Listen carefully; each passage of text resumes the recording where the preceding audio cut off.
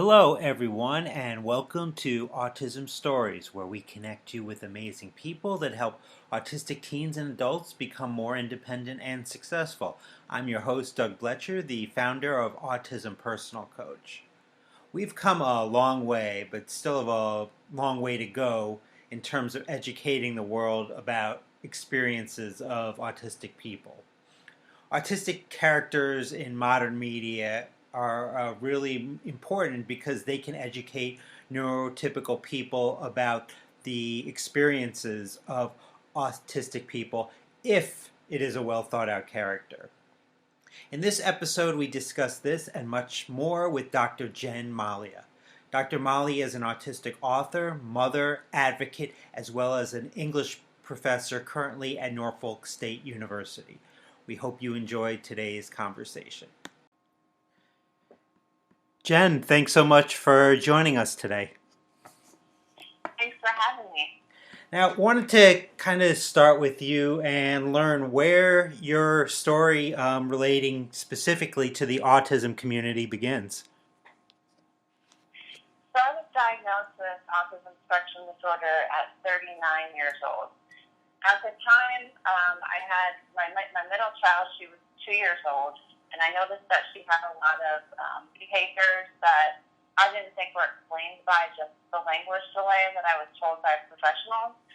So what I ended up doing is really hundreds of hours of medical research to try to help her and figure out what was going on. And what it led me to was just this understanding of what the autism spectrum entailed. I had no idea that, it never occurred to me that my daughter or myself were on the autism spectrum, but that research led me to understand that. And then at that point, it was a matter of finding a clinical psychologist that was familiar with gender differences with autism, because that's what I learned was so made it so difficult for me to really see that was what was going on. We were both diagnosed on the same day, and then a year later, my son was also diagnosed by the same clinical psychologist. And my oldest daughter, I have a 4-year-old, a 6-year-old, and a 7-year-old, but my oldest daughter is now going through diagnostic testing as well. Now, you mentioned about finding a clinical psychologist that understands the different gender differences. Was that a challenging process to find such a person? Yeah, it was, because I think initially when I was told she had a language delay, the problem was that no one really could see beyond that. And even when I brought up autism spectrum disorder with a pediatrician and then a developmental pediatrician, because she had good eye contact, they eliminated autism spectrum disorder to be considered. So a lot of the stereotypical traits a lot of people think of being representative of being on the autism spectrum. When you don't have those, sometimes you're overlooked for a diagnosis. I've talked to women who were diagnosed as an adult, many that were mothers. They've often talked to me about how it changed their outlook in terms of motherhood. I was wondering, and then many times for the better. How has that process been for you in terms of, do you feel like you're a better mother since the diagnosis? Yeah, absolutely. I think that having gone through my whole life with challenges I just didn't have a name to, I always felt like I was different, but I just didn't know what it was. And things got very overwhelming as I went through different life challenges. Like, you start out having challenges that are different as a child than you do when you enter school, and then I went to college and graduate school, all of this time not being diagnosed. And then I also got married before I was diagnosed. And so it was after, and I had my 3 children before I was diagnosed. And so with each life challenge, it got more and more overwhelming, because being an undiagnosed autistic mother, things started to hit a breaking point. It got to the point where things were so overwhelming, and I didn't really know why. So that after I got that diagnosis, it not only helped me better understand myself and what I could do to help myself be a better mother who understood the challenges that I had, but also to help my kids, because I was able to see the things that they were doing that were similar that, I had done either, as a child, and I could help them having that understanding of, what it meant to have difficulty with things like flexibility or social skills, even things like executive functioning that, a lot of times people associate more with ADHD, but with, there's a lot of research that shows that girls have significant executive functioning when they're on the autism spectrum. And for me, that was one of my main challenges. And to give a simple definition of it, it's really just the way the brain organizes information. So I had a lot of challenges with that, and being overwhelmed, could lead to things like autistic meltdowns for not only me, but my kids. And having that understanding helped me very much with being a better mother for them. Now, I know you've talked about something in the past that I think needs to be talked about more, especially with people that are diagnosed as adults. You mentioned that you've unknowingly hid your autism traits before receiving a diagnosis. What were some of those traits that you feel that you hid? Yeah, I think that, so going back to kind of the idea of autistic females having different autistic traits, or at least ones that are maybe less commonly known. So one of the things that I think a lot of autistic females, like myself and my daughter, are good at is masking our autistic traits. And it's unknowingly, before I was diagnosed, I didn't know I was doing this. But when you have this sense that you are having trouble fitting in, and you want to, socialize with other people, even if you don't quite know how, or you feel like your body language is a little different than what everyone else is doing, or you have trouble with eye contact, but you want to make it seem like you're intent on paying attention. I would do things like start looking at noses and mouths instead of eyes to kind of make it seem like I was looking in the right direction. I would be more conscious of like how I was, even if I didn't want to, sit a certain way, or, just trying to find a way that was going to look more typical. And I think a lot of times those kinds of traits that I was, like I said, unknowingly hiding, now that I have the diagnosis, I'm a lot more forgiving of myself, that I originally didn't know why can't I just, act the same way that other people do. And I think a lot of times, too, with my kids, when I'm seeing them flapping or spinning and stimming and all these things, those are things that, for me, as a child, I was trying so hard to not do those things, and that, really made it difficult for me growing up. I even wrote a piece for New York Magazine about how it was to be dating on the autism spectrum and having difficulty with things like, my husband and I, we connected on Facebook, because for me it was a lot easier to even have social interactions via Facebook than in person. We had known each other in high school. We went to high school together, and never talking or communicating, because back in high school I was especially, I was like a fly on the wall most of the time, not communicating much with other people. And so at that time, I reconnected with him almost 15 years later with a Facebook message, and, we were able to not only, have communication on social media, but then eventually meet up in person, and, the rest is history. I was married with 3 kids after that, so. Now, since your diagnosis, you've become an amazing advocate, not only for others, but for yourself as well. I know one of the ways you've advocated for yourself is in the workplace.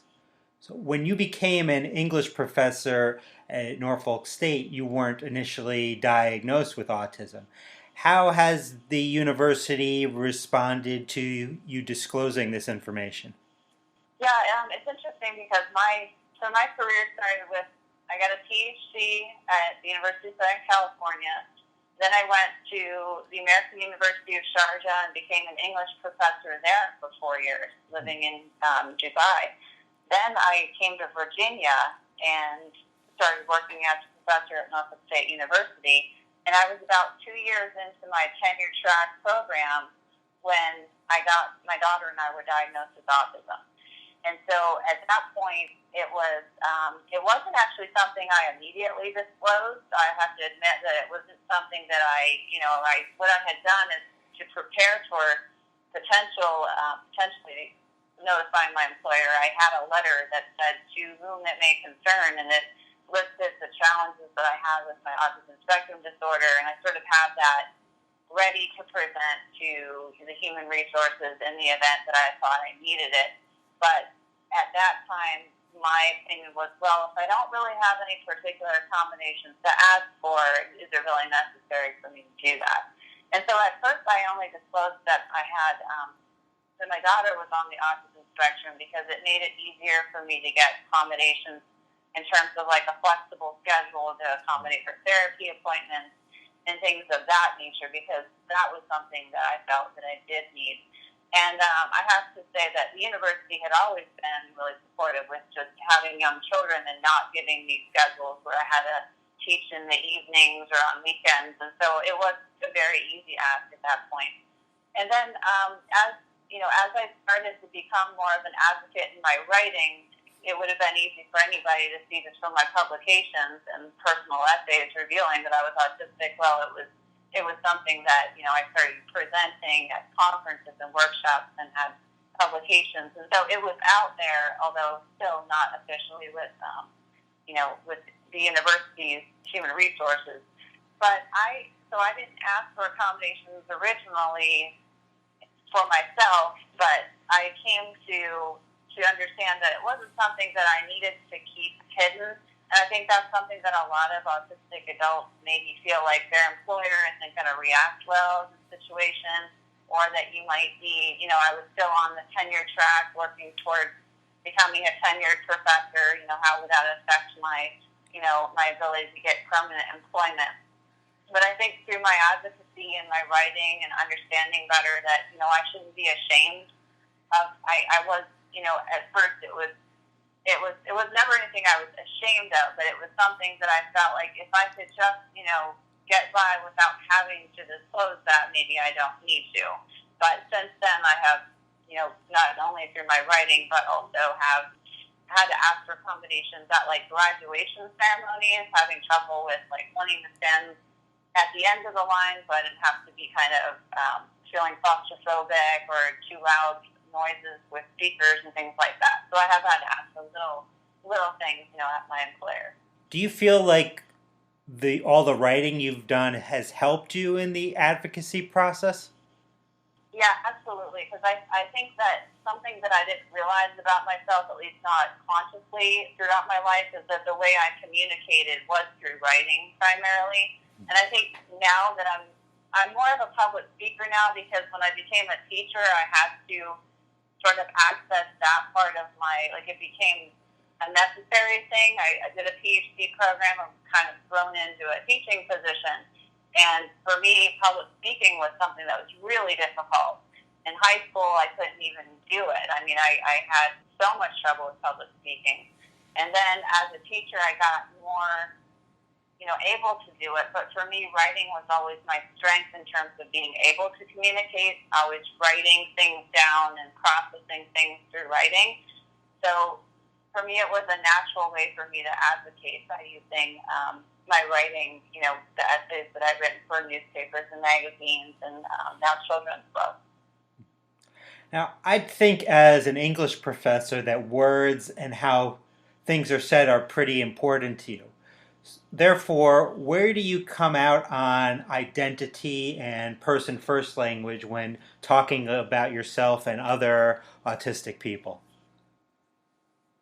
Yeah, this is, I think, really interesting because it's really controversial, I think, in terms of different groups that have, different opinions on this. And I sort of find myself somewhere in the middle on this, in that I'm okay with both person first and identity first language, but I prefer identity first language. And so when I refer to myself as an autistic person, autistic mother, autistic woman, that's what I prefer. And when I write, I often use that language unless the publisher doesn't allow it. Like some examples, like the New York Times when I wrote an article, it was a Muppet with autism rather than an autistic Muppet, and it was partly because of the style of the publication. But I see it from both sides, partly because I feel like when I consider the challenges that I have, like having things like when I have an autistic meltdown and I'm really overwhelmed, I think of myself more as a person with autism or a mother with autism. And then when I think more about kind of how I identify as everything that I experience in the world is through an autistic lens, and that I can't separate the autism from who I am, that part, when I'm thinking of all the ways in which I have strengths because of my autism, then I think of myself more as an autistic person or autistic mother. And my Twitter handle is Mom with Autism, not because I preferred it, because that was what was available, but I don't have any sort of anything. I guess I can see it from both sides. Do you ever get feedback on your Twitter handle name? Absolutely, I do. There's sometimes some especially members in the autistic community who didn't feel that using the person first language, as an autistic person myself, that was appropriate. And I actually even wrote an article about it for Parent Map, where I talked about exactly what I just explained, where I see it from both sides. And I've noticed that there's a lot of autistic mothers, or sorry, not autistic mothers, but mothers of autistic children with kids who have a more severe form of autism that prefer person first language, and also the medical community does as well. And so I can see it from both sides, but I completely understand that those who prefer identity first language, that I think though that each person should decide for themselves what they prefer. And so, like I said, I prefer identity first, but I don't have any problem with anyone who wants to use a person first language to talk about autism. Now, in doing research to interview you today, I read many wonderful articles that you wrote about your experiences as an autistic woman that have appeared in publications like the New York Times, New York Magazine, the Washington Post, just to name a few. One article that I really enjoyed was when you talked about how the character of Dr. Temperance Brennan, also known as Bones, was the only character like you on TV. So how did you feel like the two of you are similar? Yeah, I thought the character, it was a show that I really enjoyed watching before I knew that I was on the autism spectrum, and so I thought it was really interesting that once I got my diagnosis, that there was this character I had always enjoyed that I really identified with, and then I could see, these autistic traits in her once I had, learned more about it. And some of those included anything from just her social interactions on the show, having difficulty with nonverbal communication, a lot of the sort of misunderstanding she has with her love interest on the show, either because of nonverbal communication or just like the way she would interpret things really literally, as I do. Also, she had more of a kind of monotone voice that I think I have sort of worked on that over my course of my life, but I have had lots of student comments over the years that have told me I have a more monotone voice, and so in order to make my lectures more interesting for students, I think I worked on that quite a bit. But it's just those little things, the little nuances, her hyper-focused interest as well. So she had, forensic psychology was her main interest on the show, and I, as a PhD, I had a specialty in 19th century British literature and Gothic fiction. And so those kinds of hyper-focused interests that, that someone who I think pursues a PhD, in general, you have to have a hyper-focused interest. But to the extent that she does in that show, it's a very, very much a hyper-focused kind of take on it. A much younger female character with autism on television is Julia from Sesame Street, which you wrote an article about it as well. What would you say this character represents to you and your family? Yeah, it's really I was really glad that Sesame Street decided to have an autistic Muppet on the show because it not only it represents. I think autistic children need to see role models on TV, especially at the preschool level, because it introduces them to, whether you have autistic children watching it or other kids that either have siblings on the autism spectrum or have friends at school that might be autistic. Having those role models from an early age, I think, are really important.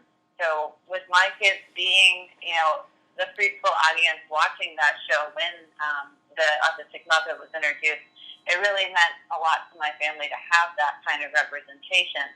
And the fact that she's an autistic girl, I think, is really important too, because we have very few autistic females represented in TV. And I think that, that Sesame Street shows an autistic girl, being that statistically one girl for every 4 boys are diagnosed with autism, just allowing, the audience to understand that, maybe, even though there's this kind of stereotypical view that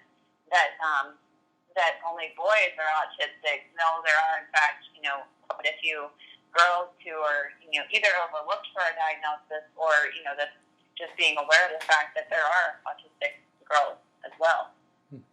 Now, Bones is not a character currently on TV anymore. So other than Julia, are there currently any characters on TV that you feel are a good representation of the autistic experience?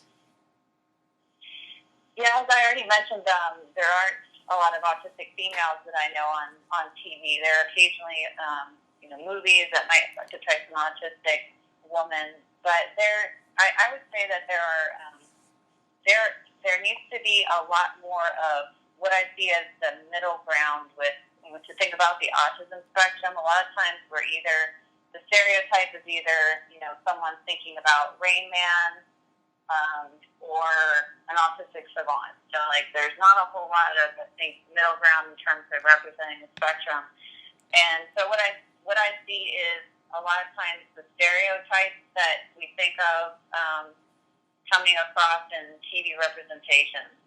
So we have with Atypical, a teenage boy, and the other show that I have seen, The Good Doctor, I think is a good representation. Even though it does kind of perpetuate the autistic savant kind of stereotype to a certain extent, I do feel like when I'm watching that show, I'm able to identify with the characters, and I think that it does do a pretty good job of showing some of the autistic traits that he has as a surgeon on the show, but sort of integrating his difficulties and challenges with social communication, but how he's able to navigate the workplace and things like that. To me, I was able to identify with a lot of that, even though he is, not a female autistic person. But I do think that there's a lot more room for more variation in the way that autistic characters are represented on TV or in film or even in books. So I'm hoping that there will be more shows that have autistic females represented. How important do you feel that actually autistic people are the ones playing these characters on TV? Yeah, I think that would be that hopefully will be something that we'll see, because that is, I think, a big issue, and especially in the autistic community, you see a lot of people, commenting on Twitter about how, they don't like particular characters, and I agree with them, because there is something missing, there's something lacking, and I feel the same way about literature. I think that you can when I read a book that's written by an actually autistic author, or watch, if I'm watching TV, sometimes those little nuances, it's easy to tell that there's something lacking there, that it's not as authentic as it could be. So I do think it's important, and I think that there's a lot of room for improvement with that, where we can see autistic. It would be great to see autistic actors playing the role of autistic people, like I said, on TV and films, and I do think that's an important next step.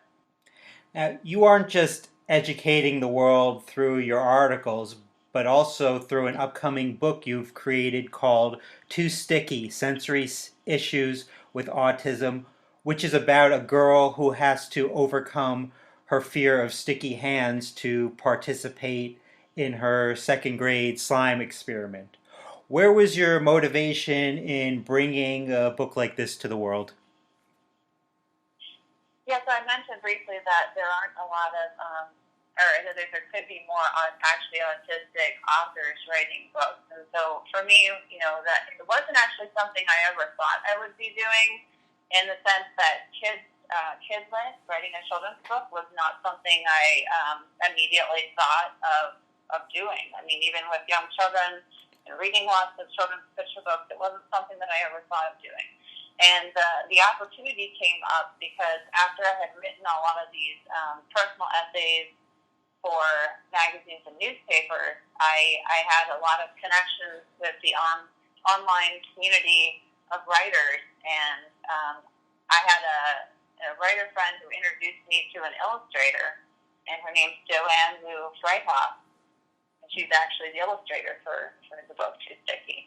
But she introduced me to an editor, Albert Whitman, and when they reviewed sort of the essays that I had written, they asked me if I would be interested in potentially writing a book with an autistic girl as the main character. And so I jumped at the opportunity. I thought it was a wonderful way for me to write a book that I thought would be really important for my children, and also the whole autistic community to have this kind of representation. And so when I wrote the book, I wanted it to be a book that wasn't just a book that kind of raises awareness about autism, like what is autism, or have a character where she needs a lot of help from siblings to sort of navigate the world. I wanted the character to be a strong autistic girl who was going about her everyday life, going through her school day, having challenges with her, the autistic traits, like in terms of her social communication, having trouble with sensory issues from the stickiness of the slime, and to have a really strong interest in science. So she has a really good knowledge of the science of slime in the book. And what I wanted to do with this is basically to have a book that showed a very positive representation of autism. Well, Jen, I really appreciate your time today. Thanks so much for joining us. Thank you so much. Thank you for listening to today's episode, and thank you to Jen for the conversation. Did you know so often autistic teens and adults struggle with anxiety and as a result don't have success in their lives? Autism Personal Coach is a unique service in that we help our clients by working on meaningful, individualized goals so their anxiety is greatly reduced, and as a result they can become more independent and successful. To get an autism coach for a loved one or yourself to achieve your goals or dreams, it's very easy. All you have to do is email autismpersonalcoach@yahoo.com or call 216-336-5889 and request a coach today. On the next episode of Autism Stories, we will talk with Kate Oswald, the autistic travel coach. Talk to you then. Social skill issues, verbal and nonverbal, repetitive behavior, all signs of ASD, easily angered, easily confused, hard to comprehend.